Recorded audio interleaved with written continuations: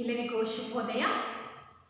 ಇಲ್ಲ ನನ್ನ ಪ್ರೀತಿಯ ವಿದ್ಯಾರ್ಥಿಗಳಿಗೆ ಸ್ವಾಗತವನ್ನು ಬಯಸ್ತಾ ಮಕ್ಕಳೇ, ನಾವಿವತ್ತು 8ನೇ ತರಗತಿಯ ಗದ್ಯ ಭಾಗ ಯಾವುದಂದರೆ ಅಮ್ಮ ಅಂತಕ್ಕಂತಹ ಗದ್ಯ ಭಾಗ, ಆ ಗದ್ಯ ಭಾಗದ ಒಂದು ಮುಂದುವರೆದ ಭಾಗದ ಬಗ್ಗೆ ತಿಳ್ಕೊಳ್ತಾ ಹೋಗೋಣ ಮಕ್ಕಳೇ.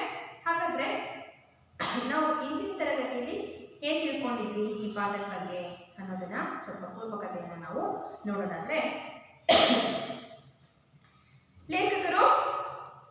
ಲೇಖಕರ ತಂದೆ ತಾಯಿಗಳು ಅವರನ್ನ ಶಾಲೆಗೆ ಕಳಿಸಿರಲಿಲ್ಲ. ಯಾಕೆ ಅಂದರೆ ಹುಲಿಗಳ ಒಂದು ಭಯದಿಂದಾಗಿ ಅವರನ್ನ ಶಾಲೆಗೆ ಕಳಿಸಿರಲಿಲ್ಲ. ಅವರ ಮನೆಗೆ ಒಬ್ಬ ಶಿಕ್ಷಕರು ಬಂದು ಇವರಿಗೆ ಪಾಠವನ್ನು ಮಾಡ್ತಾ ಇದ್ರು. ಯಾರು ಶಿಕ್ಷಕರು ಅಂದರೆ ಕೃಷ್ಣಪ್ಪಯ್ಯ ಅಂತಕ್ಕಂತಹ ಶಿಕ್ಷಕರು ಇವ್ರ ಮನೆಗೆ ಒಂದು ಪಾಠವನ್ನು ಮಾಡ್ತಾ ಇದ್ರು. ಇವರು ಕಟ್ಟುನಿಟ್ಟಿನ ಶಿಕ್ಷಕರಾಗಿದ್ರು. ಈ ಲೇಖಕರಿಗೆ ಈ ರಂಜಿತ ಹೂಗಳನ್ನು ಪೋಣಿಸೋದು, ಅವುಗಳನ್ನ ಪೋಣಿಸ್ಬಿಟ್ಟು ಸರವನ್ನ ಮಾಡಿ ತಾಯಿಗೆ ಮುಡಿಗೆ ಮುಡಿಸೋದು, ಜೊತೆಗೆ ಇವರು ಮುಡ್ಕೊಳ್ಳೋದನ್ನ ಮಾಡ್ತಾ ಇದ್ರು ಪ್ರತಿನಿತ್ಯ. ಅಂದರೆ ಇವರು ಮುಡ್ಕೊಳ್ತಿದ್ರೆ ನಮ್ಮ ಗಂಡು ಮಕ್ಕಳು ಮುಡಿತಾ ಇದ್ರ ಅಂತ ನಮ್ಗೆ ಅನ್ನಿಸ್ಬೋದು. ಅವಾಗ ಮುಡಿತಾರೆ. ಯಾಕೆಂದರೆ ಅವರಿಗೆ ಇನ್ನೂ ಚೌಲವಾಗಿರಲಿಲ್ಲ, ಅಂದರೆ ಅವರ ಕೂದಲನ್ನು ಇನ್ನೂ ತೆಗೆಸಿರಲಿಲ್ಲ. ಹೆಣ್ಣು ಮಕ್ಕಳ ರೀತಿ ಉದ್ದ ಕೂದಲನ್ನು ಬಿಟ್ಟಿದ್ರಂತೆ. ಅದರಿಂದಾಗಿ ಆ ಕೂದಲಿಗೆ ಹೂವನ್ನು ಮುಡ್ಕೊಳ್ತಾ ಇದ್ರು. ಹಾಗೆ ಇವ್ರ ತಾಯಿಗೆ ಹೆಣ್ಣು ಮಕ್ಕಳಂದ್ರೆ ತುಂಬಾನೇ ಇಷ್ಟ. ಹೆಣ್ಣು ಮಕ್ಕಳು ಇರಲಿಲ್ಲ, ಅದರಿಂದಾಗಿ ಇವರಿಗೆ ಹೆಣ್ಣು ಮಕ್ಕಳ ಉಡುಪನ್ನು ಧರಿಸಿ ಅವರ ತಲೆಗೆ ಹೂವನ್ನು ಮುಡಿಸಿ ಖುಷಿಯನ್ನ ಪಡ್ತಾ ಇದ್ರು. ಆದರೆ ಕೃಷ್ಣಪ್ಪಯ್ಯನವರಿಗೆ ಲೇಖಕರು ಹೂ ಕಟ್ಟೋದನ್ನ ನೋಡಿದ್ರೆ ತುಂಬಾನೇ ಸಿಟ್ಟು ಬರ್ತಾ ಇತ್ತು. ಅದರಿಂದಾಗಿ ಏನಾದ್ರು ಮೇಷ್ಟ್ರು ಬರ್ತಾರೆ ಅಂದಾಗ ಇವ್ರೇನು ಮಾಡ್ತಾ ಇದ್ರು, ಹೂ ಕಟ್ಟೋದನ್ನ ಬಿಡ್ತಾ ಇದ್ರು. ಹಾಗೆ ಏನು ಅಂತಂದರೆ, ಅಧಿಕೃತವಾಗಿ ಲೇಖಕರ ಮೊದಲ ಶಿಕ್ಷಕರು ಯಾರು ಅಂತಂದರೆ ಕೃಷ್ಣಪ್ಪಯ್ಯ ಅಂತಲೇ ಹೇಳ್ತಾರೆ. ಅವರು ಶಾಲೆಗೆ ಬರ್ತಾ ಇರ್ಬೇಕಾದ್ರೆ ಒಂದು ಬೆತ್ತವನ್ನು ಏನು ಮಾಡ್ತಾ ಇದ್ರು, ಇಟ್ಕೊಂಡು ಬರ್ತಾ ಇದ್ರು. ಆದರೆ ಲೇಖಕರು ಹೇಳ್ತಾರೆ, ನಾನು ತುಂಬ ಒದೆ ತಿಂದೆ, ಆದರೆ ಒದೆ ತಿಂದು ಏನು ಕಲ್ತನೋ ಗೊತ್ತಿಲ್ಲ, ಆದರೆ ಕೃಷ್ಣಪ್ಪಯ್ಯ ಮೇಷ್ಟ್ರು ಮಾತ್ರ ನನ್ನ ನೆನಪಿನಲ್ಲಿ ಸದಾ ಉಳಿದಿದ್ರು ಅಂತೇಳಿ ಹೇಳ್ತಾರೆ. ಹಾಗೆ ನಾವು ನೆಕ್ಸ್ಟ್ ಮುಂದುವರೆದು ನೋಡೋದಾದರೆ, ನೆಕ್ಸ್ಟ್ ಇವರು ವಿದ್ಯಾಭ್ಯಾಸಕ್ಕೆ ಅಂತ ಹೇಳ್ಬಿಟ್ಟು ಅವರ ತಾಯಿಯವರು ಮೇಣಿಗೆಗೆ ಹೋಗ್ತಾರೆ.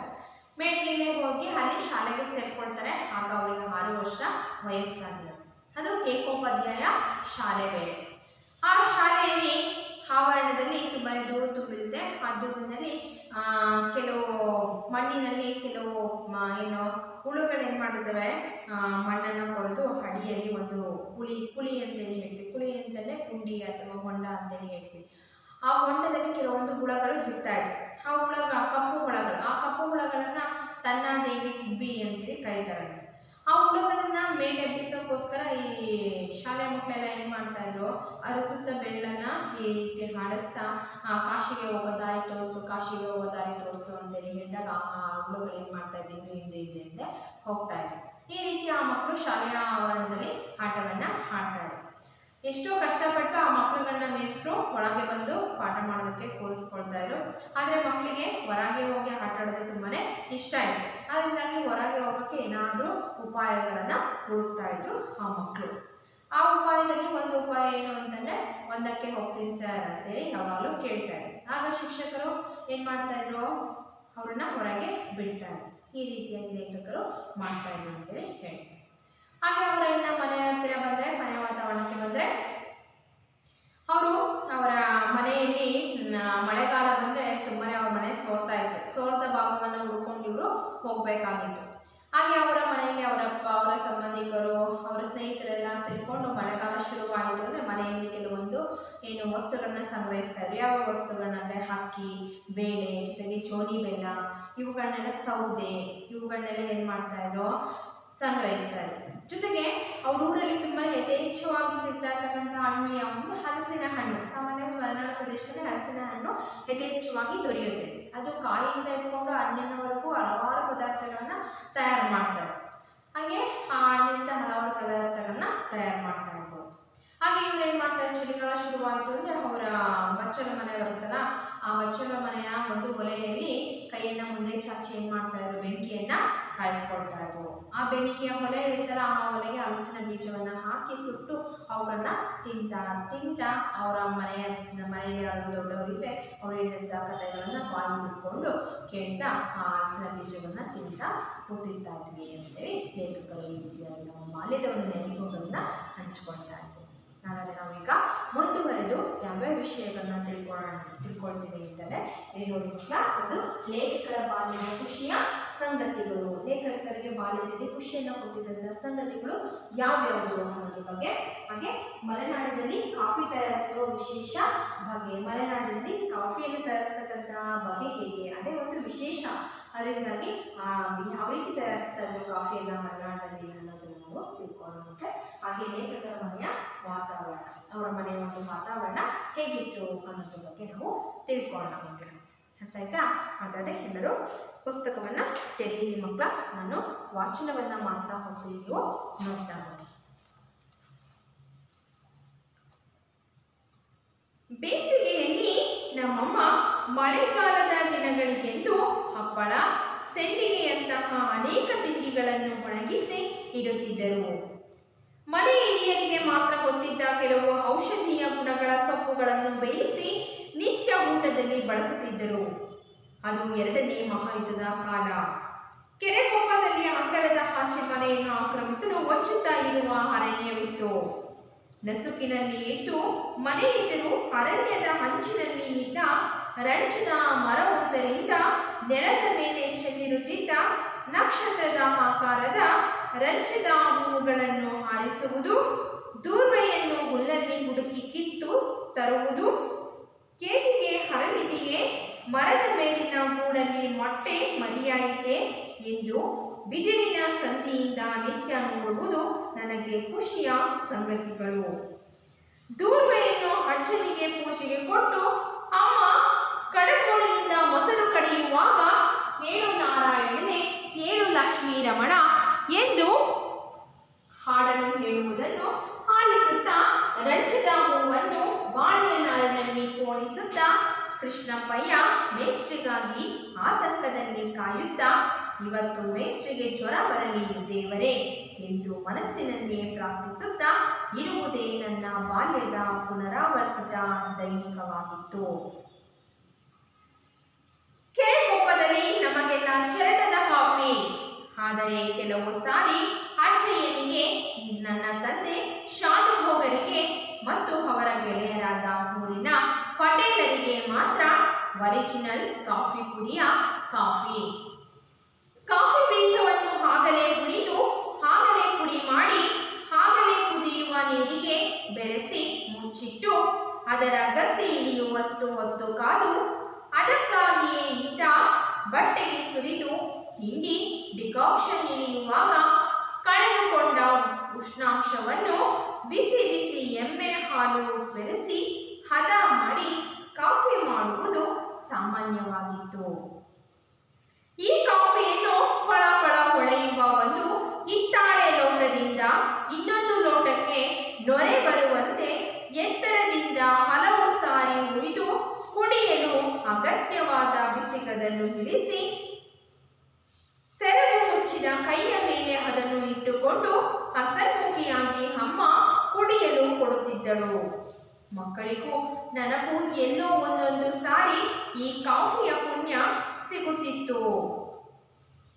ನಿತ್ಯ ಈ ಕಾಫಿಯ ಘಮಘಮದ ವಾಸನೆಯನ್ನು ಕೊಂಚವಾದರೂ ಉಳಿಸಿಕೊಂಡ ಚರಟದ ಕುದಿಸಿ ಮಾಡಿದ ಕಾಫಿಯ ಸೇವನೆ ನಮಗೆ ಇವೆಲ್ಲದರ ತಯಾರಿಯು ನೆನಪಾಗುತ್ತದೆ. ಕಾಫಿ ಬೀಜವನ್ನು ಬ್ಯಾರಿಯೊಬ್ಬರು ತಿಂಗಳಿಗೊಮ್ಮೆ ಮನೆಗೆ ತಂದು ಕೊಡುತ್ತಿದ್ದರು. ಈ ವಿಶೇಷ ಪದಾರ್ಥಗಳೆಲ್ಲವನ್ನು ಕಡವಾಗಿ ನಾವು ಪಡೆಯುವುದು ವರ್ಷಕ್ಕೊಮ್ಮೆ. ಅಂದರೆ ದೀಪಾವಳಿಯಿಂದ ಇನ್ನೊಂದು ದೀಪಾವಳಿಗೆ, ಯುಗಾದಿಯಿಂದ ಇನ್ನೊಂದು ಯುಗಾದಿಗೆ, ಗೌರಿ ಹಬ್ಬದಿಂದ ಇನ್ನೊಂದು ಗೌರಿ ಹಬ್ಬದವರೆಗೆ ಈ ಕಡದ ಅವಧಿ. ನಾವು ಬೆಳೆದ ಅಡಿಕೆಯನ್ನು ಭತ್ತವನ್ನು ಬದಲಿಗೆ ಕೊಟ್ಟು ಕಡವನ್ನು ತೀರಿಸುತ್ತಿದ್ದರು. ಜರಿ ಟೋಪಿ ತೊಟ್ಟ ಬ್ಯಾರಿ ಬಂದಾಗಲೆಲ್ಲ ನಮಗೆ ಸಕ್ಕರೆಯಿಂದ ಮಾಡಿದ ಮಿಠಾಯಿ ಪುಕ್ಕಟ್ಟೆ ಸಿಗುತ್ತಿತ್ತು. ನನ್ನ ಭಯ ನಿವಾರಣೆಗೆಂದು ಎಂದೋ ಒಮ್ಮೆ ಕರಡಿ ಹಾಡಿಸುವವನು ತಂದ ಕಡು ಕಪ್ಪು ಕರಡಿ ಮೇಲೆ ನನ್ನನ್ನು ಕೂರಿಸಿ ಅಂಗಳ ಸುತ್ತಿಸಿದ್ದು ನೆನಪಿದೆ. ಕೈಯಲ್ಲಿ ಕಾಸಾಡದ ಆ ಕಾಲದಲ್ಲಿ ಹಲವು ಸಾರಿ ಮನೆಯಲ್ಲಿ ಎಲ್ಲರಿಗೂ ಕಾಫಿ ಕೊಡುವಷ್ಟು ಅನುಕೂಲ ಇರುತ್ತಿರಲಿಲ್ಲ. ಕೆಲವೊಮ್ಮೆ ಅಮ್ಮ ಸ್ವಲ್ಪ ಕಾಫಿ ಪುಡಿಯಲ್ಲಿ 1 ಲೋಟ ಕಾಫಿ ಮಾಡಿ ಅಪ್ಪನಿಗೆ ಕೊಟ್ಟು ಆ ಕಾಫಿ ಮಾಡಿದ ಚರಟದಲ್ಲಿ ನನಗೆ, ತನಗೆ ಮತ್ತು ನನ್ನ ಅಜ್ಜನಿಗೆ ಕೊಡುತ್ತಿದ್ದರು. ಅಜ್ಜ ಮನೆಗೆ ಹಿರಿಯರಾದ್ದರಿಂದ ನನಗೆ ಚರಟದಲ್ಲಿ ಕಾಫಿಯೋ ಅಂತ ಕೇಳಿದ್ದಿದೆ.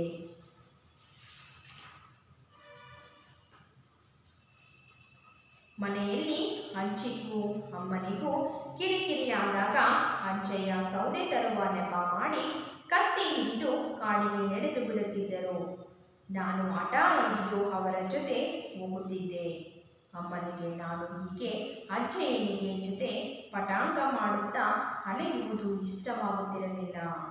ಅಂತಹ ಸಮಯದಲ್ಲಿ ಏನೇನೋ ನೆವ ಮಾಡಿಕೊಂಡು ನಾನು ಕಾಡು ಹರಟೆಯಲ್ಲಿ ಕಾಲ ಕಳೆಯುತ್ತಾ ಅಕ್ಷರ ತಿದ್ದುತ್ತಿಲ್ಲವೆಂದು ಅಜ್ಜಯ್ಯನ ಎದುರೇ ಬೈಯುತ್ತಿದ್ದರು. ನೋಡ್ಕೊಂಡಿರುವ ಮಕ್ಕಳೇ, ಈಗ ನಾವು ಈ ಪಾಠ ಭಾಗದ ಒಂದು ವಿವರಣೆಗೆ ಬರೋಣ ಮಕ್ಕಳೇ.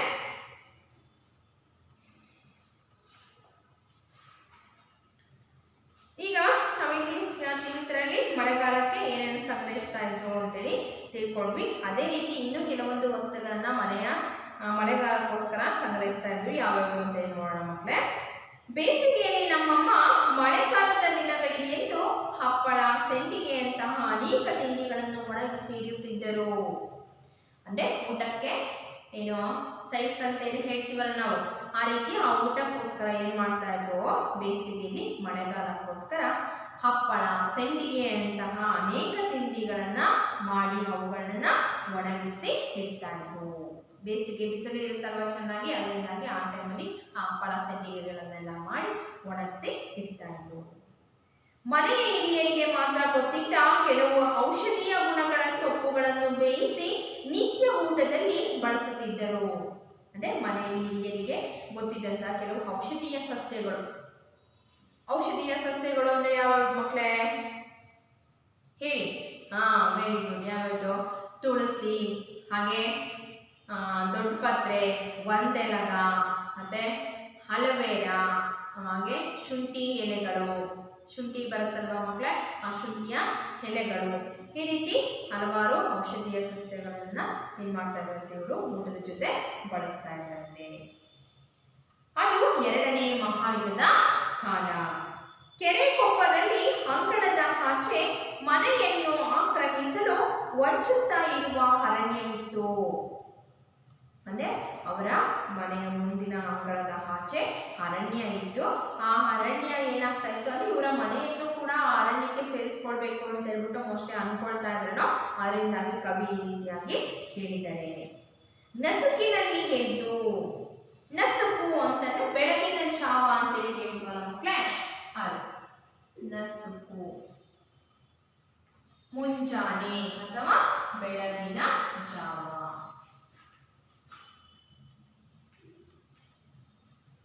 ಬೆಳಗಿನ ಜಾವದಲ್ಲೇ ಎದ್ಬಿಟ್ಟು ಮನೆ ಎದುರು ಅರಣ್ಯದ ಅಂಚಿನಲ್ಲಿ ಇದ್ದಂತ ರಂಜದ ಮರವೊಂದರಿಂದ ನೆಲದ ಮೇಲೆ ಚೆಲ್ಲಿರುತ್ತಿದ್ದ ನಕ್ಷತ್ರದ ಆಕಾರದ ರಂಜದ ಹೂವುಗಳನ್ನು ಹಾರಿಸುವುದು, ದೂರ್ವೆಯನ್ನು ಹುಲ್ಲಲ್ಲಿ ಹುಡುಕಿ ಕಿತ್ತು ತರುವುದು, ಕೇಕಿಗೆ ಹರಳಿದೆಯೇ, ಮರದ ಮೇಲಿನ ಹೂವಿನಲ್ಲಿ ಮೊಟ್ಟೆ ಮರಿಯಾಯಿತೆ ಎಂದು ಬಿದಿರಿನ ಸಂದಿಯಿಂದ ನಿತ್ಯ ನೋಡುವುದು ನನಗೆ ಖುಷಿಯ ಸಂಗತಿಗಳು. ಅಂದ್ರೆ ಲೇಖಕರಿಗೆ ಅವರಿಗೆ ತುಂಬಾನೇ ಖುಷಿಯನ್ನ ಕೊಡ್ತಿದ್ದಂತ ಕೆಲವೊಂದು ಸಂಗತಿಗಳನ್ನ ಇಲ್ಲಿ ಹೇಳಿದ್ದಾರೆ ಮಕ್ಕಳ. ಯಾವುದು ಆ ಸಂಗತಿಗಳು ಅಂತಂದ್ರೆ, ಮನೆ ಎದುರು ಅರಣ್ಯದ ಹಂಚಿನಲ್ಲಿದ್ದಂತ, ಅಂದ್ರೆ ಅರಣ್ಯದ ಏನು ಹಂಚು ಅಂದ್ರೆ ಏನಂತ ಹೇಳ್ತೀವಿ, ಕೊನೆ ಭಾಗ ಅಂತೇಳಿ ಹೇಳ್ತೀವಿ, ಅಂತ ಒಂದು ಹಂಚಿನಲ್ಲಿದ್ದಂತಹ ರಂಜದ ಮರವೊಂದರಿಂದ, ರಂಜದ ಮರ ಮಕ್ಕಳೇ ಇದೊಂದು ಹೂವು ಅಂತೇಳಿ ಹೇಳಿದೆ, ನಕ್ಷತ್ರಾಕೃತಿಯ ಒಂದು ಹೂವು. ಈ ನಕ್ಷತ್ರಾಕಾರದ ರಂಜದ ಹೂಗಳನ್ನ ಹಾರಿಸುವುದು ಅಂದ್ರೆ ಮರದಿಂದ ಕೆಳಗೆ ಬಿದ್ದಿರ್ತಾವಲ್ವಾ ಆ ರಂಜದ ಹೂಗಳನ್ನ, ಅವುಗಳನ್ನೆಲ್ಲ ಹಾರಿಸ್ಕೊಂಡು ಬಂದು ಮನೆಯಲ್ಲಿ ಹಾರವನ್ನ ಮಾಡೋದು. ಆ ರೀತಿ ಇವರಿಗೆ ಖುಷಿಯನ್ನ, ಅದು ಅವ್ರಿಗೆ ಖುಷಿಯನ್ನ ಕೊಡ್ತಾ ಇತ್ತು. ಜೊತೆಗೆ ದೂರ್ವೆಯನ್ನು ಹುಲ್ಲಲ್ಲಿ ಹುಡುಕಿ ಕಿತ್ತು ತರುವುದು. ದೂರ್ವೆ ಅಂದ್ರೆ ಏನು ಮಕ್ಕಳೇ? ಗರಿಕೆ ಅಂತ ಹೇಳಿ. ದೂರ್ವೆ ಅಂದ್ರೆ ಗರಿಕೆ. ಅಂದ್ರೆ ಹುಲ್ಲಲ್ಲಿ ಗರಿಕೆ ಇರುತ್ತೆ ಮಕ್ಕಳ, ಅದನ್ನ ಪೂಜೆಗೆ ಅಂತೇಳಿ ಬಳಸ್ತಾರೆ. ಆ ದೂರ್ವೆಯನ್ನ ಏನ್ ಮಾಡ್ತಾ ಇದ್ರು, ಹುಲ್ಲಲ್ಲಿ ಕಿತ್ತು ತರ್ತಾ ಇದ್ರು.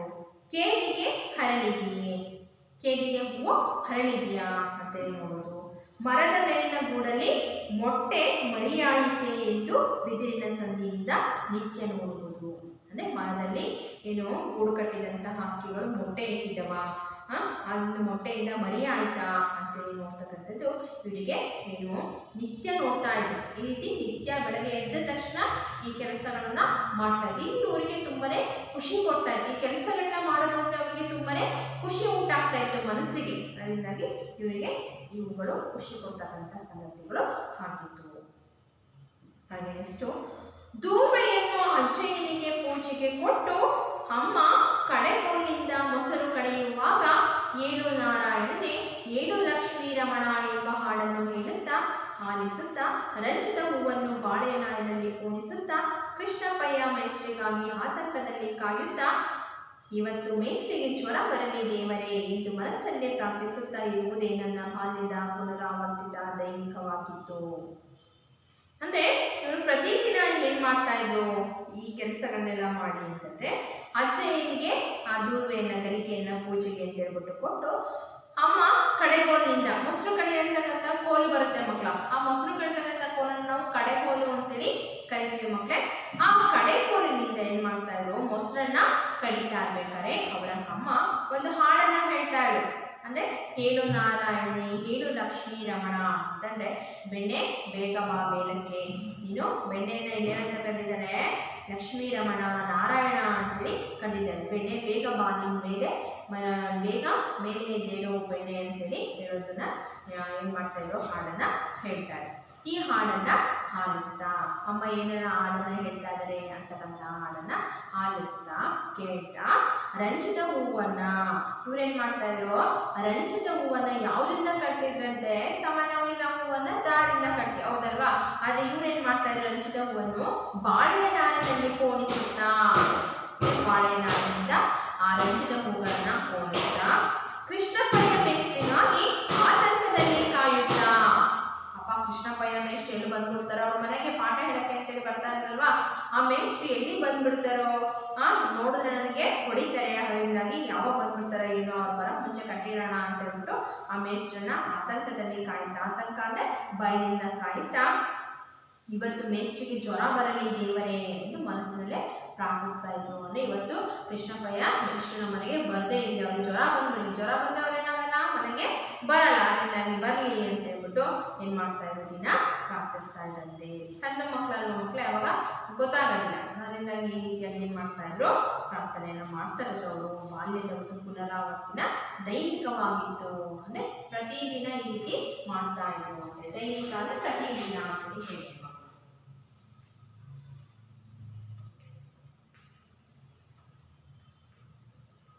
ಪ್ರತಿದಿನ ಈ ರೀತಿ ಅವ್ರೇನ್ ಮಾಡ್ತಾ ಇದ್ರು, ಪ್ರತಿದಿನ ಅನ್ಕೊಳ್ತಾ ಇದ್ರು. ಕೆರೆಕೊಪ್ಪದಲ್ಲಿ ನಮಗೆಲ್ಲ ಚರಟದ ಕಾಫಿ, ಕೆರೆಕೊಪ್ಪದಲ್ಲಿ ಏನ್ ಮಾಡ್ತಾ ಇದ್ರು ಅವರ ಮನೆಯಲ್ಲಿ, ಅವರಿಗೆಲ್ಲ ಚರಟದ ಕಾಫಿ, ಚರಟ ಅಂದ್ರೆ ಗಸಿ ಅಂತೇಳಿ ಹೇಳ್ತೀವಿ ಮಕ್ಕಳ. ಚರಟ ಅಂದ್ರೇನು, ಗಸಿ ಅಂದ್ರೆ ಕಾಫಿ ಸೋಸಿದಾಗ ಉಳಿಯುತ್ತರ ಆ ಉಳಿಕೆ ಭಾಗವನ್ನ ನಾವು ಗಸಿ ಅಂತೇಳಿ ಹೇಳ್ತೀವಿ ಮಕ್ಕಳ. ಆ ಗಸಿಯ ಒಂದು ಕಾಫಿ ಇವರಿಗಂತೆ. ಆದರೆ ಕೆಲವು ಸಾರಿ ಅಜ್ಜಯ್ಯನಿಗೆ, ನನ್ನ ತಂದೆ ಶಾನುಭೋಗರಿಗೆ ಮತ್ತು ಅವರ ಗೆಳೆಯರಾದ ಊರಿನ ಪಟೇಲರಿಗೆ ಮಾತ್ರ ಒರಿಜಿನಲ್ ಕಾಫಿ ಪುಡಿಯ ಕಾಫಿ. ಆದ್ರೆ ಈ ಮಕ್ಕಳಿಗೆಲ್ಲ ತಾಯಿ ಏನ್ ಮಾಡ್ತಾ ಇದ್ರು, ಚರಟದ ಕಾಫಿಯನ್ನ ಕೊಡ್ತಾ ಇದ್ರು. ಆದ್ರೆ ಅವರ ಅಜ್ಜಯ್ಯ ಅಂದ್ರೆ ಮನೆಯ ಹಿರಿಯರಿಗೆ, ಜೊತೆಗೆ ಅವರ ಗಂಡ ಶಾನುಭೋಗರು, ಅವ್ರ ಜೊತೆ ಅವರ ಒಂದು ಸ್ನೇಹಿತರು ಪಟೇಲ್, ಅವರಿಗೆಲ್ಲ ಮಾತ್ರ ಏನಂತೆ ಒರಿಜಿನಲ್ ಕಾಫಿ ಪುಡಿಯ ಕಾಫಿ ಅಂತೆ. ಹಾಗಾದ್ರೆ ಒರಿಜಿನಲ್ ಕಾಫಿ ಪುಡಿ ಅಂದ್ರೆ ಯಾವುದು, ಹೇಗೆ ಒರಿಜಿನಲ್ ಕಾಫಿ ಪುಡಿಯನ್ನ ತಯಾರಿಸ್ತಾ ಇದ್ರು ಮಲೆನಾಡಿನಲ್ಲಿ ಅಂತ ನಾವು ನೋಡೋದಾದ್ರೆ, ಕಾಫಿ ಬೀಜವನ್ನು ಆಗಲೇ ಹುರಿದು, ಕಾಫಿ ಬೀಜವನ್ನ ಏನ್ ಮಾಡೋದು, ಆಗ್ಲೇ ಹುರಿದ್ಬಿಟ್ಟು ಆಗಲೇ ಪುಡಿ ಮಾಡಿ, ಅವಾಗ್ಲೇನೆ ಪುಡಿ ಮಾಡಿಬಿಟ್ಟು ಆಗಲೇ ಕುದಿಯುವ ನೀರಿಗೆ ಬೆರೆಸಿ, ಅವಾಗಲೇ ಏನ್ ಮಾಡೋದು, ಕುದಿತಕ್ಕಂಥ ನೀರಿಗೆ ಕಾಫಿ ಪುಡಿಯನ್ನ ಬೆರೆಸೋದು, ಹಾಕೋದು, ಬೆರೆಸ್ಬಿಟ್ಟು ಮುಚ್ಚಿಟ್ಟು ಅದಕ್ಕೆ ಒಂದು ಪಾತ್ರೆಗೆ ಒಂದು ಮುಚ್ಚಳವನ್ನ ಮುಚ್ಚಿಟ್ಬಿಟ್ರು. ಅದರ ಗಸಿ ಹಿಡಿಯುವಷ್ಟು ಹೊತ್ತು ಕಾದು, ಅದರ ಗಸಿ ಅಂದ್ರೆ ಮಕ್ಕಳ ನಾನು ಈಗಾಗಲೇ ಹೇಳಿದ ಚರಟ, ಆ ಗಸಿ ಅಂದ್ರೆ ಡಿಕಾಕ್ಷನ್ ಅಂತ ಹೇಳ್ತೀವಲ್ಲ, ಆ ಡಿಕಾಕ್ಷನ್ ಹಿಡಿಯೋ ತನಕ ಕಾದು ಅದಕ್ಕಾಗಿ ಇದ್ದ ಬಟ್ಟೆಗೆ ಸುರಿದು ಹಿಂಡಿ. ಅಂದ್ರೆ ಅವರೊಂದು ಅದಕ್ಕೋಸ್ಕರ ಅಂತಾನೆ ಈ ರೀತಿ ಕಾಫಿ ಮಾಡೋಕ್ಕೋಸ್ಕರನ ಅಂತಾನೆ ಒಂದು ಬಟ್ಟೆಯನ್ನ ಇಟ್ಕೊಂಡಿದ್ರು.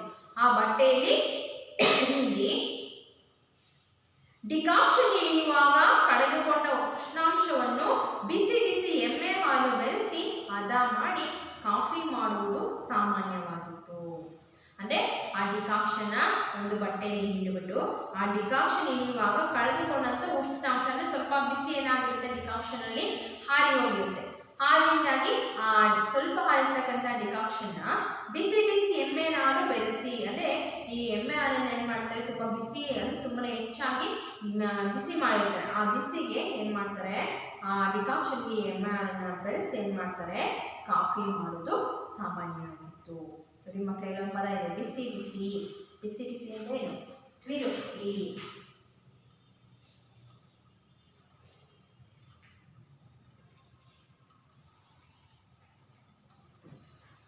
ಈ ರೀತಿ ಬಿಸಿ ಬಿಸಿ ಆಗಿರ್ತಕ್ಕಂಥ ಎಮ್ಮೆ ಹಾಲನ್ನ ಬೆರೆಸಿ ಅವ್ರು ಏನ್ ಮಾಡ್ತಾ ಇದ್ರು, ಕಾಫಿಯನ್ನ ಮಾಡ್ತಾ ಇದ್ರು.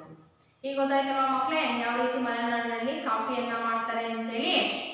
ಈ ರೀತಿಯಾಗಿ ಅವರು ಕಾಫಿಯನ್ನ ಮಾಡ್ತಾ ಇದ್ರು.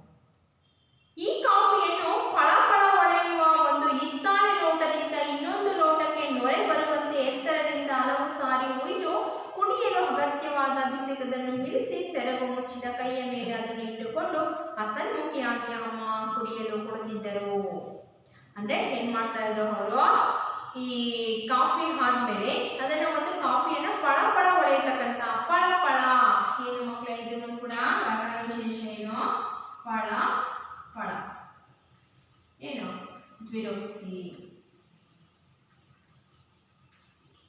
ಫಳ ಫಳ ದ್ವಿರೊಕ್ತಿ. ಆ ಸುರಿತಾ ಇರ್ತಕ್ಕಂತಹ ಒಂದು ಹಿತ್ತಾಳೆ ಲೋಟದಿಂದ ಇನ್ನೊಂದು ಲೋಟಕ್ಕೆ ನೊರೆ ಬರುವಂತೆ, ಅಂದ್ರೆ ಸಾಮಾನ್ಯವಾಗಿ ಆಗಿನ ಕಾಲದಲ್ಲಿ ಹಿತ್ತಾಳೆ ಪಾತ್ರೆಗಳನ್ನ ಹೆಚ್ಚಾಗಿ ಬಳಸ್ತಾ ಇದ್ರು. ಅದಲ್ವಾ ಮಕ್ಕಳೇ, ಆ ಹಿತ್ತಾಳೆ ಲೋಟದಲ್ಲಿ ಒಂದು ಲೋಟ ಇದ್ರೆ ಆ ಲೋಟಕ್ಕೆ ಈ ರೀತಿ ತೊಯ್ದು ಈ ರೀತಿ ತೊಯ್ದು ಮಾಡ್ತಾ ಇದ್ರು. ಆಗ ಆ ಲೋಟದಲ್ಲಿ ಏನ್ ಬರ್ತಾ ಇತ್ತು, ನೊರೆ ಬರ್ತಾ ಇತ್ತು.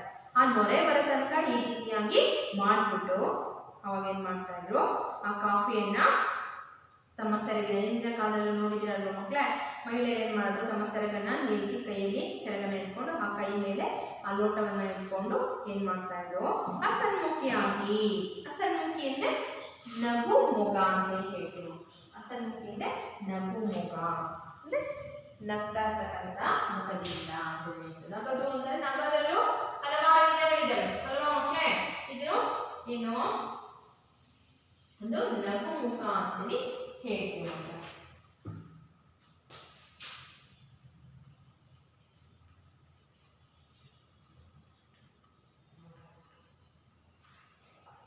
ಹಸನ್ಮುಖ ಅಂದ್ರೆ ನಗು ಮುಖ,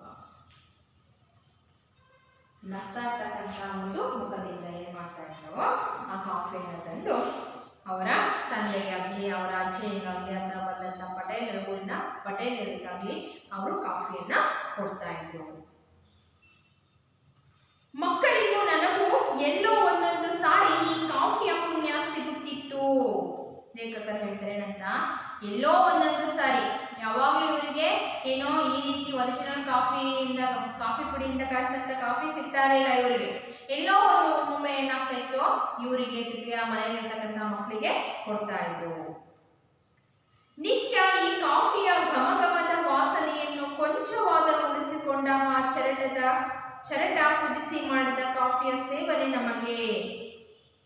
ಅಂದ್ರೆ ಇವರಿಗೆ ಒರಿಜಿನಲ್ ಕಾಫಿ ಪುಡಿಯ ಕಾಫಿ ಸಿಗ್ತಾ ಇಲ್ಲ. ಯಾವ ಕಾಫಿ ಸಿಗ್ತಾ ಇತ್ತು, ನಿತ್ಯ ಈ ಕಾಫಿಯ ಘಮಘಮದ ವಾಸನೆಯನ್ನು ಕೊಂಚವಾದರೂ ಉಳಿಸಿಕೊಂಡ, ಅಂದ್ರೆ ಸ್ವಲ್ಪನಾದ್ರೂ, ಅಂದ್ರೆ ಈ ಕಾಫಿ ಎಲ್ಲ ಆದ್ಮೇಲೆ ಆ ಚರಟದಲ್ಲಿ ಸ್ವಲ್ಪ ಘಮ ಇರುತ್ತಂತೆ, ಆ ಘಮದಿಂದ ಉಳಿಸಿಕೊಂಡಂತ ಚರಟ ಕುದಿಸಿ ಮಾಡಿದ ಕಾಫಿಯ ಸೇವನೆ ನಮಗೆ. ಅಂದ್ರೆ ಅವರಿಗೆಲ್ಲ ಕಾಫಿಯನ್ನ ಕಾಯಿಸಿ ಆದ್ಮೇಲೆ ಆ ಚರಟ ಉಳಿಯುತ್ತೆ ನೋಡಿ, ಗಸಿ ಉಳಿಯುತ್ತೆ, ಆ ಕಾಫಿಯಿಂದ ಅದರಲ್ಲಿ ಸ್ವಲ್ಪ ಸ್ಮೆಲ್ ಇರ್ತಾ ಇತ್ತು, ಅದರಲ್ಲಿ ಸ್ವಲ್ಪ ಏನಾಗ್ತಾ ಇತ್ತು, ಕಾಫಿಯ ಒಂದು ಅಂಶ ಇರ್ತಾ ಇತ್ತು. ಆದ್ದರಿಂದ ಇವರಿಗೆ ಮಾಡಿ ಕಾಫಿಯನ್ನ ಕೊಡ್ತಾ ಇದ್ರಂತೆ. ಇವೆಲ್ಲದರ ತಯಾರಿಯು ನೆನಪಾಗುತ್ತದೆ. ಅವರಿಗೆ ಆಗಾಗ ನೆನಪಿಸ್ಕೊಳ್ತಾ ಇದ್ದಂತೆ ನಮ್ಮ ತಾಯಿ ಯಾವ ರೀತಿ ಕಾಫಿಯನ್ನ ಮಾಡ್ತಾ ಇದ್ರು ಅನ್ನೋದನ್ನ ಅವರು ಆಗಾಗ ನೆನಪಿಸ್ಕೊಳ್ತಾ ಇದ್ರು. ಕಾಫಿ ಬೀಜವನ್ನು ಬ್ಯಾರಿ ಒಬ್ಬರು ತಿಂಗಳಿಗೊಮ್ಮೆ ನಮಗೆ ತಂದು ಕೊಡುತ್ತಿದ್ದರು. ಕಾಫಿ ಬೀಜವನ್ನು ಯಾರು ತಂದು ಕೊಡ್ತಾ ಇದ್ರು ಲೇಖಕರಿಗೆ ಅಂತಂದ್ರೆ ಬ್ಯಾರಿ. ಬ್ಯಾರಿ ಅಂತಂದ್ರೆ ಮುಸ್ಲಿಂ ವ್ಯಾಪಾರಿಗೆ ಮಕ್ಕಳೇ ಬ್ಯಾರಿ ಅಂತಾರೆ. ಬ್ಯಾರಿ ಯಾರು? ಮುಸ್ಲಿಂ ವ್ಯಾಪಾರಿ. ಈ ಮುಸ್ಲಿಂ ವ್ಯಾಪಾರಿ ಒಬ್ಬರು ಇವರಿಗೆ ತಿಂಗಳಿಗೊಮ್ಮೆ ಏನ್ ಮಾಡ್ತಾ ಇದ್ರು? ಕಾಫಿ ಬೀಜವನ್ನ ತಂದು ಕೊಡ್ತಾ ಇದ್ರು. ಈ ವಿಶೇಷ ಪದಾರ್ಥಗಳನ್ನು ಕಡವಾಗಿ ನಾವು ಪಡೆಯುವುದು ವರ್ಷಕ್ಕೊಮ್ಮೆ. ಅಂದ್ರೆ ಇಲ್ಲಿ ಮಕ್ಕಳೇ ಇವರು ಈ ಪದಾರ್ಥಗಳನ್ನೆಲ್ಲ ವರ್ಷಕ್ಕೊಮ್ಮೆ ಏನ್ ಮಾಡ್ತಿದ್ದಂತೆ ಕಡವಾಗಿ ಪಡಿತಾ ಇದ್ದಂತೆ. ಕಡ ಅಂತಂದ್ರೆ ಸಾಲ ಅಂತ ಹೇಳ್ತೀವಿ. ಕಡ ಅಂದ್ರೆ ಏನು? ಸಾಲ. ಇವರು ಇವುಗಳನ್ನೆಲ್ಲ ಸಾಲವಾಗಿ ಪಡಿತಾ ಇದ್ದಂತೆ. ವರ್ಷಕ್ಕೊಮ್ಮೆ ಅಂದ್ರೆ ಹೆಂಗೆ? ಈಗ ಈ ದೀಪಾವಳಿ ತೆಗೆದುಕೊಂಡ್ರೆ ಮುಂದಿನ ದೀಪಾವಳಿಗೆ ಕೊಡೋದು ಸಾಲವನ್ನ. ಈಗ ಯುಗಾದಿ ತೆಗೆದುಕೊಂಡ್ರೆ ಮುಂದಿನ ಯುಗಾದಿಗೆ ಕೊಡೋದು, ಅಥವಾ ಈ ಗೌರಿ ಹಬ್ಬ ತೆಗೆದುಕೊಂಡ್ರೆ ಮುಂದಿನ ಗೌರಿ ಹಬ್ಬದವರಿಗೆ ಈ ಕಡದ ಒಂದು ಅವಧಿಯಂತೆ. ಅಂದ್ರೆ ವರ್ಷಕ್ಕೊಂದು ಸರಿ ಆ ಸಾಲವನ್ನ ಇವರು ತೀರಿಸ್ತಾ ಇದ್ರು. ಯಾಕಾಗಿ ಮಾಡ್ತಾ ಇದ್ರು ಅನ್ನೋದನ್ನ ಮುಂದೆ ಹೇಳ್ತಾರೆ ನೋಡಿ. ನಾವು ಬೆಳೆದ ಅಡಕೆಯನ್ನು ಭತ್ತವನ್ನು ಬದಲಿಗೆ ಕೊಟ್ಟು ಕಡವನ್ನು ತೀರಿಸುತ್ತಿದ್ದರು. ಅಂದ್ರೆ ವರ್ಷಕ್ಕೊಂದೇ ಸಲ ಅಲ್ವಾ ಈ ಭತ್ತ ಅಡಿಕೆ ಎಲ್ಲ ಬರೋದು. ಈ ಆ ಭತ್ತ ಅಡಿಕೆ ಎಲ್ಲ ಬಂದಾಗ ಅದರಿಂದ ಬಂದಂತಹ ಹಣದಿಂದ ಇವ್ರೇನ್ ಮಾಡ್ತಾ ಇದ್ರು? ಸಾಲವನ್ನ ವರ್ಷಕ್ಕೊಮ್ಮೆ ತೀರಿಸ್ತಾ ಇದ್ರು. ಅದರಿಂದಾಗಿ ಇವ್ರೇನ್ ಮಾಡ್ತಾ ಇದ್ರು? ವರ್ಷಕ್ಕೊಮ್ಮೆ ಮಾತ್ರ ಏನ್ ಮಾಡ್ತಾ ಇದ್ರು? ಸಾಲವನ್ನ ತೀರಿಸ್ತಾ ಇದ್ರು. ಜರಿ ಟೋಪಿ ತೊಟ್ಟ ಬ್ಯಾರಿ ಬಂದಾಗಲೆಲ್ಲ ನಮಗೆ ಸಕ್ಕರೆಯಿಂದ ಮಾಡಿದ ಮಿಠಾಯಿ ಕುಕ್ಕಟ್ಟೆ ಸಿಗುತ್ತಿತ್ತು. ಆ ಬ್ಯಾರಿ ಬರ್ಬೇಕಾದ್ರೆ ಇವ್ರ ಮನೆಗೆ ಸುಮ್ಮನೆ ಬರ್ತಾ ಇಲ್ಲ, ಕೈಯಲ್ಲಿ ಹಿಡ್ಕೊಂಡು ಬರ್ತಾ ಇದ್ರು ಸಕ್ಕರೆಯಿಂದ ಮಾಡಿದಂತಹ ಮಿಠಾಯಿ. ಸಕ್ಕರೆಯಿಂದ ಮಾಡಿದಂತಹ ಮಿಠಾಯಿಯನ್ನು ಇಟ್ಕೊಂಡು ಬರ್ತಾ ಇದ್ರು. ಬರ್ಬೇಕಾದ್ರೆ ಬಂದಾಗಲೆಲ್ಲ ಪಾಪ ಈ ಮಕ್ಕಳಿಗಳಿಗೆಲ್ಲ ಆ ಮಿಠಾಯಿಯನ್ನ ಕೊಟ್ಟು ಹೋಗ್ತಾ ಇದ್ರು. ನನ್ನ ಭಯ ನಿವಾರಣೆಗೆಂದು ಎಂದೋ ಒಮ್ಮೆ ಕರಡಿ ಹಾಡಿಸುವವನು ತಂದ ಕಡು ಕಪ್ಪು ಕರಡಿ ಮೇಲೆ ನನ್ನನ್ನು ಕೂರಿಸಿ ಅಂಗಳ ಸುತ್ತಿಸಿದ್ದು ನೆನಪಿದೆ. ಹೌದಲ್ವ ಮಕ್ಕಳೇ? ಹಿಂದಿನ ಕಾಲದಲ್ಲೆಲ್ಲ ಊರುಗಳಲ್ಲಿ ಕರಡಿ ಇಟ್ಕೊಂಡ್ ಬರೋರು. ಆ ಕರಡಿ ಮೇಲೆ ಮಕ್ಕಳುಗಳನ್ನ ಕೂರಿಸ್ತಾ ಇದ್ರು. ಕೂರಿಸಿದ್ರೆ ಏನಂತೆ ಮಕ್ಕಳು ಎದುರೋದಿಲ್ಲ, ಯಾಕೆ ಹೊತ್ತು ಭಯ ಪಡೋದಿಲ್ಲ ಅಂತಕ್ಕಂಥ ಒಂದು ನಂಬಿಕೆ ಇತ್ತು. ಅದರಿಂದಾಗಿ ಕರಡಿ ಮೇಲೆ ಕೂರಿಸ್ತಾ ಇದ್ರು. ಹಂಗೆ ಈ ಲೇಖಕರಿಗೂ ಕೂಡ ಒಮ್ಮೆ ಏನ್ ಮಾಡೋದಂತೆ, ಒಬ್ಬ ಕರಡಿ ಹಾಡಿಸಿದವನು ಒಂದು ಕಪ್ಪು ಕರಡಿ, ಕಪ್ಪ ಅಂತ ಕರಡಿಯನ್ನ ಇಟ್ಕೊಂಡು ಬಂದಿದ್ದು. ಆ ಕಪ್ಪು ಕರಡಿಯ ಮೇಲೆ ಏನ್ ಮಾಡಿದಂತೆ ಇವರನ್ನ ಕೂರಿಸಿ ಅವ್ರ ಮನೆಯ ಒಂದು ಆವರಣ ಅಂಗಳ ಇತ್ತಲ್ಲ ಅದನ್ನ ಒಂದು ರೌಂಡು ಸುತ್ತಿಸಿದ್ರಂತೆ. ಅಂದ್ರೆ ಇದು ಯಾಕೆ ಹೀಗೆ ಮಾಡ್ತಾರೆ ಅಂತಂದ್ರೆ ಒಂದು ಭಯದ ನಿವಾರಣೆಗಾಗಿ. ಅವರಲ್ಲಿ ಸ್ವಲ್ಪ ಭಯ ಇತ್ತು, ಹೌದಲ್ಲ? ಹುಲಿಯಿಂದಾಗಿ ತುಂಬಾನೇ ಭಯ ಇತ್ತು ಜನಗಳಿಗೆ. ಅದರಿಂದಾಗಿ ಇವ್ರಿಗೂ ಸ್ವಲ್ಪ ಭಯ ನಿವಾರಣೆ ಆಗಲಿ ಅನ್ನೋ ಒಂದು ಉದ್ದೇಶದಿಂದ ಏನ್ ಮಾಡಿದ್ರು? ಅವ್ರನ್ನ ಕರಡಿಯ ಮೇಲೆ ಕೂರಿಸಿದ್ರು. ಹಾಗೆ ಕೈಯಲ್ಲಿ ಕಾಸಾಡದಂತಹ ಕಾಲದಲ್ಲಿ ಹಲವು ಸಾರಿ ಮನೆಯಲ್ಲಿ ಎಲ್ಲರಿಗೂ ಕಾಫಿ ಮಾಡುವಷ್ಟು ಅನುಕೂಲ ಇರುತ್ತಿರಲಿಲ್ಲ. ಕೈಯಲ್ಲಿ ಕಾಸಾಡದ ಆ ಕಾಲದಲ್ಲಿ ಅಂದ್ರೆ ಸ್ವಲ್ಪ ದುಡ್ಡು ಅಂದ್ರೆ ಆ ಕಾಲದಲ್ಲಿ ಕಡಿಮೆನೆ, ಅದರ ಮಕ್ಕಳೇ. ಆ ಕೈಯಲ್ಲಿ ಕಾಸು ಇರದಿರ್ತಕ್ಕಂಥ ಸಮಯದಲ್ಲಿ ಹಲವು ಸಾರಿ ಮನೆಯವರಿಗೆ ಯಾರಿಗೂ ಕೂಡ ಏನಿರ್ತಿರ್ಲಿವಂತೆ ಕಾಫಿ ಇರ್ತಾ ಇರಲಿಲ್ಲಂತೆ. ಎಲ್ಲರಿಗೂ ಕಾಫಿ ಮಾಡ್ತಕ್ಕಂಥ ಒಂದು ಅನುಕೂಲನೂ ಕೂಡ ಲೇಖಕರ ಮನೆಯಲ್ಲಿ ಇರಲಿಲ್ಲಂತೆ. ಕೆಲವೊಮ್ಮೆ ಅಮ್ಮ ಸ್ವಲ್ಪ ಕಾಫಿ ಪುಡಿಯನ್ನು ಒಂದು ಲೋಟ ಕಾಫಿ ಮಾಡಿ ಅಪ್ಪನಿಗೆ ಕೊಟ್ಟು ಆ ಕಾಫಿ ಮಾಡಿದ ಚರಟದಲ್ಲಿ ನನಗೆ, ತನಗೆ ಮತ್ತು ಆ ಅಜ್ಜನಿಗೆ ಕೊಡ್ತಿದ್ದರು. ಅವರೇನೋ ಸ್ವಲ್ಪ ಕಾಫಿ ಪುಡಿಯನ್ನು ಏನು ಮಾಡಿಕೊಂಡ್ರು? ಒಂದು ಸ್ವಲ್ಪ ಕಾಫಿ ಪುಡಿಯನ್ನು ಇಟ್ಕೊಂಡು ಒಂದು ಲೋಟಕ್ಕೆ ಆ ಕಾಫಿ ಪುಡಿಯನ್ನು ಹಾಕಿ ಅದರಿಂದ ಕಾಫಿಯನ್ನು ಮಾಡಿ ಒಂದು ಲೋಟದಲ್ಲಿ, ಸಣ್ಣ ಲೋಟದಲ್ಲಿ ಮಾಡಿ ಅವರ ಅಪ್ಪನಿಗೆ, ಜೊತೆಗೆ ಆ ಕಾಫಿ ಪುಡಿ ಮಾಡಿದಂಥ ಚರಟದಲ್ಲಿ, ಅಂದರೆ ಅವರ ಅಪ್ಪನಿಗೆ ಒರಿಜಿನಲ್ ಕಾಫಿ ಪುಡಿಯ ಕಾಫಿಯನ್ನು ಕೊಡ್ತಾ ಇದ್ರು. ಜೊತೆಗೆ ಅವರ ಚರಟದಿಂದ ಮಾಡಿದಂಥ ಗಸಿ ಉಳಿದಿರುತ್ತಲ್ವ, ಆ ಗಸಿಯಲ್ಲಿ ಮಾಡಿದಂತಹ ಕಾಫಿಯನ್ನು ನನಗೆ ಅಂದರೆ ಲೇಖಕರಿಗೆ, ಜೊತೆಗೆ ತಾಯಿಗೆ, ತನಗೆ ಅಂದರೆ ತಾಯಿ ಕುಡಿತಾ ಇದ್ರು, ಜೊತೆಗೆ ನನ್ನ ಅಜ್ಜನಿಗೆ ಕೊಡ್ತಾ ಇದ್ರು ಅಂತೇಳಿ ಹೇಳ್ತಾರೆ. ಅಜ್ಜ ಮನೆಗೆ ಹಿರಿಯರಾದ್ದರಿಂದ ನನಗೆ ಚರಟದಲ್ಲಿ ಕಾಫಿಯೋ ಅಂತ ಕೇಳಿದ್ದಿದ್ದೆ. ಅಂದ್ರೆ ನಾನು ಮನೆಗೆ ಹಿರಿಯ ಅಲ್ವಾ, ಅವ್ರ ಅಜ್ಜ ಕೇಳ್ತಾ ಇದ್ದಾರೆ ಪಾಪ. ಅವ್ರ ಅಜ್ಜ, ನಾನು ಮನೆಗೆ ಹಿರಿಯ, ನನಗೆ ಯಾಕೆ ಕೊಡೋದಿಲ್ಲ ನೀವು ಒರಿಜಿನಲ್ ಕಾಫಿ ಕಾಫಿಯನ್ನ, ನನಗೆ ಚರಟದ ಕಾಫಿಯನ್ನ ಕೊಡ್ತೀರಲ್ಲ ಅಂತೇಳಿ ಒಮ್ಮೊಮ್ಮೆ ಕೇಳ್ತಾ ಇದ್ದಾರೆ. ಆದರೆ ಅವರ ಮನೆಯ ಪರಿಸ್ಥಿತಿ ಆ ರೀತಿ ಇತ್ತು. ಎಲ್ಲರಿಗೂ ಒರಿಜಿನಲ್ ಕಾಫಿ ಪುಡಿಯನ್ನ ಮಾಡಿ ಕೊಡ್ತಕ್ಕಂಥ ಪರಿಸ್ಥಿತಿ ಅವ್ರ ಬಳಿ ಇರಲಿಲ್ಲ. ಹಾಗೆ ನೆಕ್ಸ್ಟ್ ಹೇಳ್ತಾರೆ, ಮನೆಯಲ್ಲಿ ಅಜ್ಜಿಗೂ ಅಮ್ಮನಿಗೂ ಕಿರಿಕಿರಿಯಾದಾಗ ಅಜ್ಜಯ್ಯ ಸೌದೆ ತರುವ ನೆಪ ಮಾಡಿ ಕತ್ತಿ ಹಿಡಿದು ಕಾಡಿಗೆ ನಡೆದು ಬಿಡುತ್ತಿದ್ದರು. ಮನೆಯಲ್ಲಿ ಏನಾದರೂ ಅಜ್ಜಿಗೆ ಮತ್ತೆ ಅವರ ಅಮ್ಮನಿಗೆ, ಲೇಖಕರ ಅಮ್ಮನಿಗೆ ಲೇಖಕರ ಅಜ್ಜಿಗೆ ಏನಾದರೂ ಸ್ವಲ್ಪ ಕಿರಿಕಿರಿ ಆಯಿತು, ಸ್ವಲ್ಪ ಜಗಳ ಆಯಿತು ಅಂದಾಗ ಏನು ಮಾಡಿದ್ರು, ಮನೆಯ ಜಗಳವನ್ನು ನೋಡೋಕ್ಕಾಗ್ತಾನೆ ಅಜ್ಜಯ್ಯ ಏನು ಮಾಡ್ತಾ ಇದ್ರು, ಸೌದೆ ತರ್ತಕ್ಕಂಥ ಒಂದು ನೆಪವನ್ನ ಮಾಡಿಕೊಂಡು, ನೆಪ ಅಂತಂದ್ರೆ ಏನು, ನೆಪ ಅಂದ್ರೆ ನೆವ ಅಂತೇಳಿ ಹೇಳ್ತೀವಲ್ಲ, ಆ ರೀತಿ ಒಂದು ನೆಪವನ್ನ ಮಾಡಿಕೊಂಡು ಕತ್ತಿ ಹಿಡ್ಕೊಂಡು ಕಾಡಿನ ಕಡೆಗೆ ಹೋಗ್ಬಿಡ್ತಾ ಇದ್ರು. ನಾನು ಹಠ ಹಿಡಿದು ಅವರ ಜೊತೆಗೆ ಹೋಗುತ್ತಿದ್ದೆ. ಅವಾಗ ಅಜ್ಜ ಕಾಡಿಗೆ ಕತ್ತಿ ಹಿಡ್ಕೊಂಡು ಹೋದಾಗ ನಾನು ಕೂಡ ಏನು ಮಾಡ್ತಾ ಇದ್ದೆ, ಹಠ ಮಾಡಿ ಸುಮ್ಮನೆ ಕರ್ಕೊಂಡು ಹೋಗ್ತಿರ್ಲಿಲ್ಲ. ಮಕ್ಕಳನ್ನ ಕಾಡಿಗೆ ಅಷ್ಟು ಸುಲಭ ಕರ್ಕೊಂಡು ಹೋಗ್ತಾ ಇರಲಿಲ್ಲ ಹಿಂದಿನ ಕಾಲದಲ್ಲಿ. ಅದರಿಂದಾಗಿ ಇವ್ರು ಏನು ಮಾಡ್ತಾ ಇದ್ರು, ತುಂಬ ಹಠವನ್ನ ಮಾಡಿ ಅಜ್ಜನ ಜೊತೆ ಹೋಗ್ತಾ ಇದ್ರು. ಅಮ್ಮನಿಗೆ ನಾನು ಹೀಗೆ ಅಜ್ಜಯ್ಯನ ಜೊತೆ ಪಟಾಂಗ ಮಾಡುತ್ತಾ ಅಲೆಯುವುದು ಇಷ್ಟವಾಗುತ್ತಿರಲಿಲ್ಲ. ಲೇಖಕರ ಅಮ್ಮ ಇದ್ರಲ್ಲ, ಅಮ್ಮನಿಗೆ ಅವರ ಅಜ್ಜಯ್ಯನ ಜೊತೆ ಪಟಾಂಗ ಅಂದ್ರೆ ಕಾಲಹರಣ ಅಂತ ಹೇಳ್ತೀವಿ ಮಕ್ಕಳು. ಪಟಾಂಗ ಅಂದ್ರೆ ಕಾಲಹರಣ.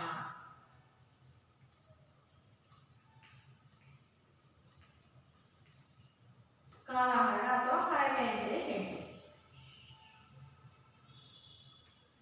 ಹರಟೆ ಹೊಡೆಯುವುದು ಅಂತೇಳಿ ಹೇಳ್ತೀವಿ ಮಕ್ಕಳ. ಆ ಕಾಲಹರಣ ಹರಟೆ ಹೊಡೆಯುವುದು ಇವರಿಗೇನೋ ಇಷ್ಟ ಇರ್ತಿರಲಿಲ್ಲ, ಅವರ ಲೇಖಕರ ತಾಯಿಗೆ ಇಷ್ಟವಾಗ್ತಿರಲಿಲ್ಲ. ಅಂತಹ ಸಮಯದಲ್ಲಿ ಏನೇನೋ ನೆವ ಮಾಡಿಕೊಂಡು ನಾನು ಕಾಡು ಹರಟೆಯಲ್ಲಿ ಕಾಲ ಕಳೆಯುತ್ತಾ ಅಕ್ಷರ ತಿದ್ದುತ್ತಿಲ್ಲವೆಂದು ಅಜ್ಜಯ್ಯನ ಎದುರೇ ಬೈಯುತ್ತಿದ್ದರು. ಈ ರೀತಿ ಕಾಡಿಗೆ ಪಟಾಂಗ ಹರಟೆ ಹೊಡೆಯೋಕೆ ಅಂತೇಳಿ ಅಜ್ಜನ ಜೊತೆ ಹೋದಾಗ ಅಂಥ ಸಮಯದಲ್ಲಿ ಏನೇನೋ ನೆವ ಮಾಡಿಕೊಂಡು, ನೆವ ಅಂತಂದ್ರೆ ನೆಪ ಕಾರಣ ಅಂತೇಳಿ ಕೇಳ್ತೀವ ಮಕ್ಕಳೇ. ನೆವ ಅಂತಂದ್ರೆ ನೆಪ ಅಥವಾ ಕಾರಣ.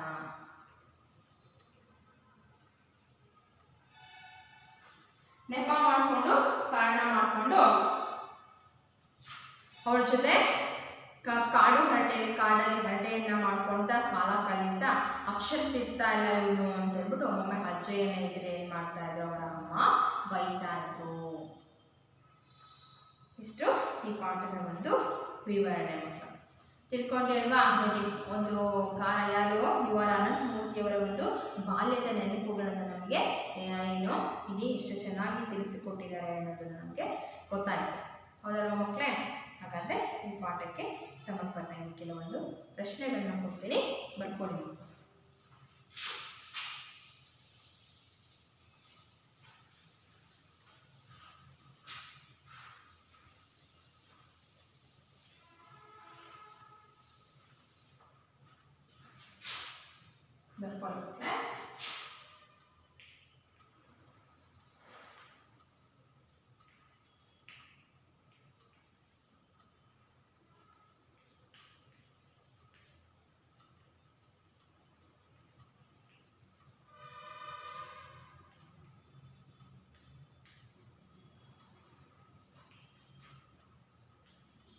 ಈ ಕೆಳಗಿನ ಪ್ರಶ್ನೆಗಳಿಗೆ ಉತ್ತರಿಸಿರಿ.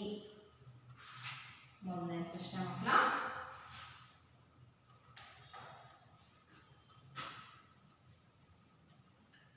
ಲೇಖಕರ ತಾಯಿ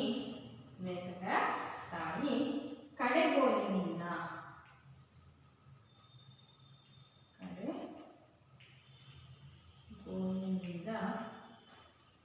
ಲೇಖಕರ ತಾಯಿ ಕಡೆಗೋಲಿಂದ ಮೊಸರು ಕಡೆಯುವಾಗ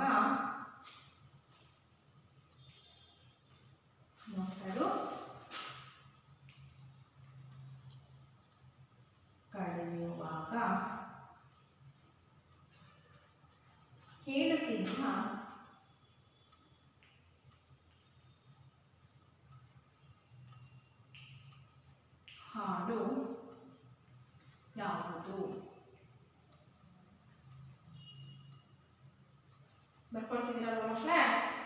ಹಾಡು ಯಾವುದು? ಹಾಗೆ ಎರಡನೇ ಪ್ರಶ್ನೆ ಮಕ್ಕಳೇ, ಲೇಖಕರು ರಂಚದ ಹೂಗಳನ್ನು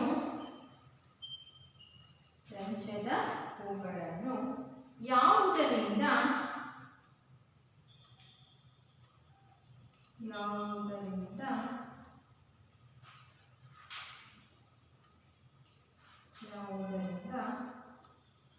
ಪೋಣಿಸುತ್ತಿದ್ದರು? ಯಾವುದರಿಂದ ಪೋಣಿಸುತ್ತಿದ್ದರು? ಮೂರನೇ ಪ್ರಶ್ನೆ ಮಕ್ಕಳೇ, ಲೇಖಕರ ಬಾಲ್ಯದ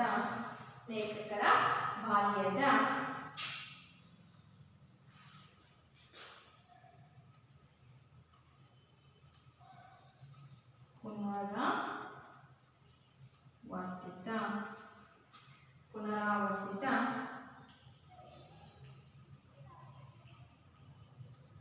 ದೈನಿಕ